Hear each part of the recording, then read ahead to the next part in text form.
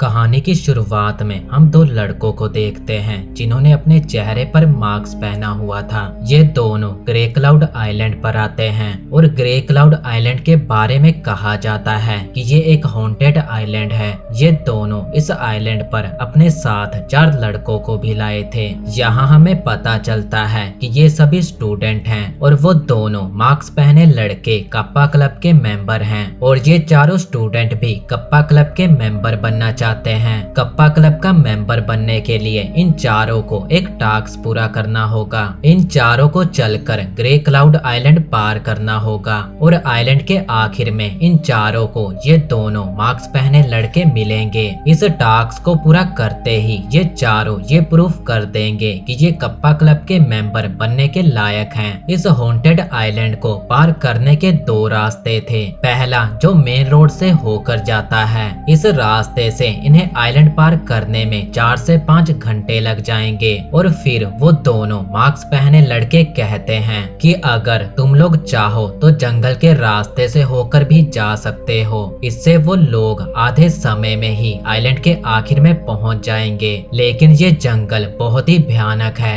और फिर वो दोनों लड़के इन सभी के मोबाइल फोन ले लेते हैं और अंधेरे में चलने के लिए इन्हें सिर्फ टॉर्च देकर वहां से चले जाते हैं। ये चारों इस आइलैंड को पार करने के लिए जंगल का रास्ता चुनते हैं। जंगल में चलते हुए ये चारों उस जंगल की कहानियां आपस में शेयर करते हैं और तभी उनमें से एक लड़का कहता है इस आइलैंड पर रहने वाले आदिवासियों को इसी जंगल में दफनाया गया था और इसीलिए ये आइलैंड हॉन्टेड है। और फिर दूसरा लड़का कहता है कि इस जंगल में एक सरकटी औरत घूमती है और उसे अपने लिए दूसरे सर की तलाश है। और फिर तीसरा लड़का कहता है कि मैंने सुना है इस आइलैंड पर एक भूतिया ट्रक घूमता है जो लोगों को कुचल कर चला जाता है। और यहाँ हमें इस जंगल से जुड़ी एक और बात पता चलती है कि इस जंगल में नर्क का दरवाजा है जो दूसरी दुनिया और इस दुनिया का रास्ता है।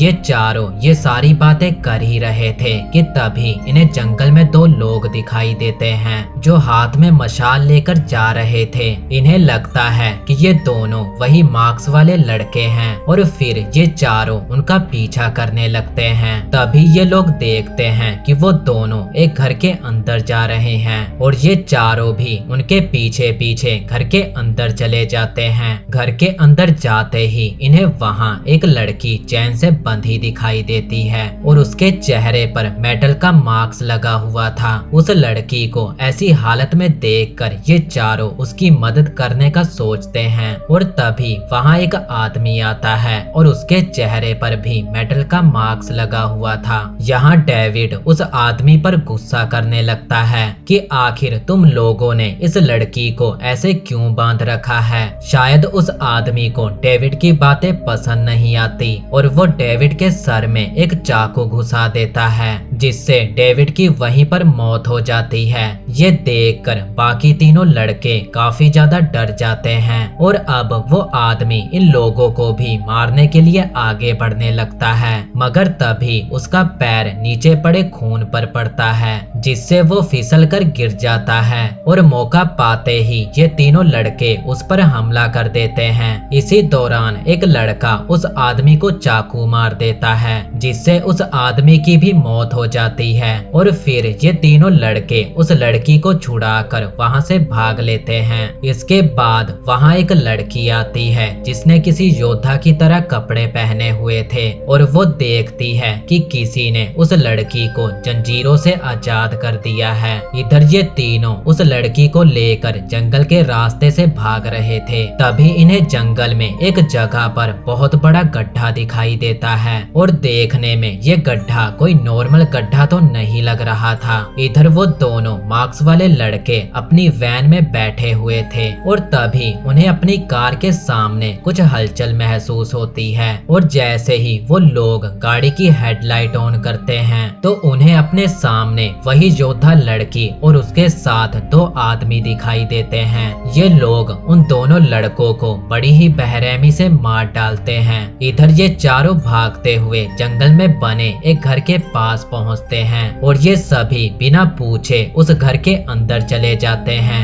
वो घर एक बूढ़ी औरत का था। वो औरत इन चारों को देखकर काफी ज्यादा डर जाती है। तभी ब्रेंडर उस औरत को समझाता है कि उनके पीछे कुछ लोग पड़े हैं और उन्हें उस औरत की मदद चाहिए। और फिर ब्रेंडर उस लड़की की हथकड़ियां तोड़ने के लिए बेसमेंट में कटर लेने जाता है और बॉबी पुलिस को कॉल करने के लिए फोन ढूंढने लगता है। इसी दौरान एशली उस बूढ़ी औरत से पूछता है कि क्या उसके पास कोई गन है, लेकिन वो औरत साफ मना कर देती है और फिर वो उन लोगों के लिए चाय बनाने जाती है। इधर बॉबी को फोन मिलते ही वो पुलिस को कॉल मिला देता है। तभी पीछे से वो औरत उस पर हमला कर देती है और वो बॉबी का गला काट कर उसे मार देती है। फिर वो बूढ़ी औरत पुलिस को कॉल पर बोलती है कि यहाँ कोई भी दिक्कत नहीं है, बल्कि उसके पोते ने गलती से फोन मिला दिया था। इधर वो लड़की दीवार पर लगी एक पेंटिंग को देखती है जिसमें कई सारे योद्धा एक शैतान से लड़ाई कर रहे थे। इधर ब्रेंडर को बेसमेंट में कई सारे हथियार दिखाई देते हैं जो उन योद्धाओं के पास थे। तभी वो बूढ़ी औरत बेसमेंट का दरवाजा बंद करके पूरे घर की लाइट ऑफ कर देती है। एशली बॉबी और ब्रेंडर को ढूंढते हुए किचन में पहुंचता है और उसे पता चलता है कि ब्रेंडर वहां पर लॉक हो गया है। तभी पीछे से वो बूढ़ी औरत एशली पर भी हमला कर देती है। वो एशली को भी मारने वाली थी। तभी वो लड़की उस बूढ़ी औरत पर हमला करके एशली को बचा लेती है और वो चैन से उस बूढ़ी औरत का गला घोट कर उसे मार देती है। और ब्रेंडर बेसमेंट से बाहर आकर देखता है कि इन लोगों ने उस बूढ़ी औरत को मार दिया है। ये लोग बॉबी को ढूंढने लगते हैं और तभी इन्हें बॉबी की लाश दिखाई देती है और फिर ये लोग तुरंत वहां से भागने लगते हैं। और तभी ये लोग देखते हैं कि बहुत सारे लोग अपने हाथों में मशाल लिए उसी घर की ओर आ रहे हैं। ये लोग पीछे के दरवाजे से जंगल की ओर भाग लेते हैं। जंगल में वही लड़की इनके पीछे पड़ जाती है। वो कुल्हाड़ी एशली के ऊपर फेंक कर मारती है। कुल्हाड़ी एशली के सीधा सर पर जा लगती है जिससे एशली की भी वहीं पर मौत हो जाती है। ब्रेंडर और वो लड़की भागकर मेन रोड पर आ जाते हैं और तभी इन्हें एक ट्रक अपनी ओर आते दिखाई देता है। ब्रेंडर उस ट्रक ड्राइवर से मदद मांगने लगता है पर वो आदमी उन्हें लिफ्ट देने से मना कर देता है और तभी उस ट्रक पर एक कुल्हाड़ी आकर लगती है। ब्रेंडर और वो लड़की उस ट्रक के पीछे चढ़ जाते हैं। ट्रक ड्राइवर उस लड़की को अपनी ओर आते देखकर काफी ज्यादा डर जाता है और तुरंत ट्रक को वहां से भगा लेता है और आखिरकार वो लड़की और ब्रेंडर बच जाते हैं। अब ब्रेंडर लोहे की रोड से उस लड़की का मास्क उतारता है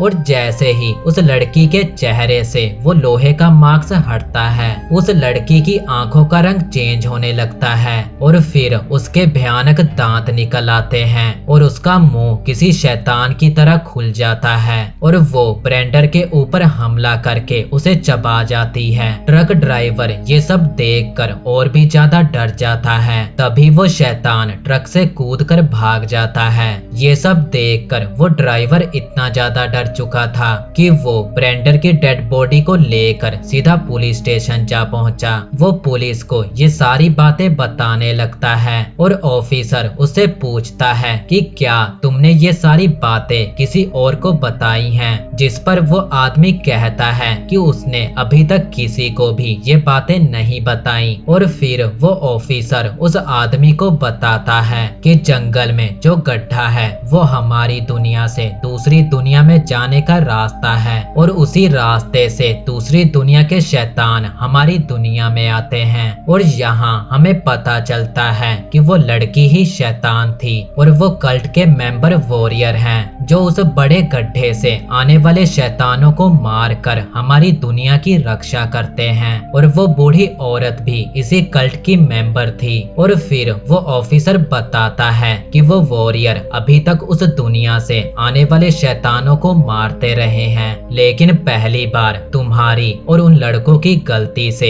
एक शैतान भाग निकला है। और तभी वो ऑफिसर उस ट्रक ड्राइवर को भी मार देता है क्योंकि ये लोग नहीं चाहते थे कि ये बातें ग्रे क्लाउड आइलैंड से बाहर जाए, क्योंकि ये बातें बाहर फैलते ही बाहर से और भी लोग यहाँ आने लगेंगे और बाहर से जितने भी लोग आएंगे वो सभी इन वॉरियर की मुश्किलें और भी बढ़ा देंगे और ये कहानी यहीं पर खत्म हो जाती है।